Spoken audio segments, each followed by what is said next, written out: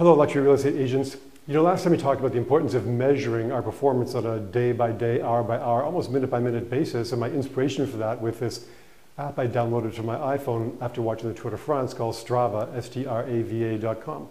It's free and it's a lot of fun if you like to bike or run. But once you start measuring your performance, whether it's biking or in real estate, now you can start to create benchmarks. Benchmarks like, well, I rode this morning a short ride after church and my average speed was 14.5 miles an hour. Which, if you're a real serious cyclist, that's not really fast, but that's how fast I went today. And I'm thinking 14.5 miles an hour. On my next ride, how much harder do I really have to work to make it, say, 15 miles an hour, have a nice round average of 15 miles an hour? Do I need to pedal more on the downhills? Do I need to maybe stand up and really pump out of the saddle when I'm going up a hill? What do I have to do to get that 14.5 to 15 average miles an hour? Because once you set a benchmark, the next goal is to break the benchmark. So measuring in real estate is important too. How many listing appointments do you have to go on to get one listing? How many listings do you have to get to one sale? So these are the kind of measurements we do in luxury real estate. And once we establish these benchmarks, once we get hooked on measuring these things, now we can work on improving our average. You know, in baseball, a really great batting average is like .32, which means roughly 7 out of 10 times at bat, the batter doesn't get a hit. They only get a hit 3 times out of 10, which is pretty amazing. Because in real estate, even the newest rookie in real estate can have a batting average, I would say, of 50%. So we're talking about trying to get batting averages of 75, 80, 85, even 90%, and we can do that by developing our skills. And we can only develop our skills if we measure our results.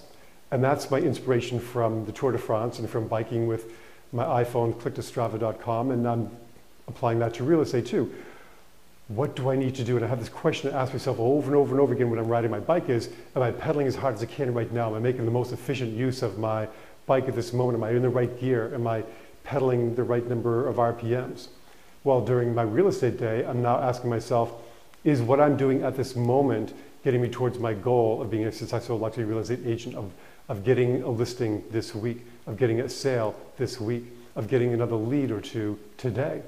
And once I measure this stuff, I can create benchmarks, and then the next fun part is trying to beat your benchmarks. This is very important on hills because, you know, you really have to work hard to go up a hill with a bike. And I've noticed sometimes in a windy area like Cape Cod, you have to bike hard going down a hill because the wind is against you. We tend to have the tendency to think, you know, we have a lot of leads, we have a lot of listings. That's the time we can coast, we can go downhill. But headwinds can come anytime, uphill or downhill. So I find it's important to pedal uphill, but it's just as important to pedal downhill. Same thing applies to luxury real estate. We'll talk more about this next time. Until then, make it a great week. And don't forget, if you bought my book, Selling Luxury Homes, you are entitled to a 20-minute phone consultation with me, one-on-one. I look forward to answering your luxury real estate questions. Thanks.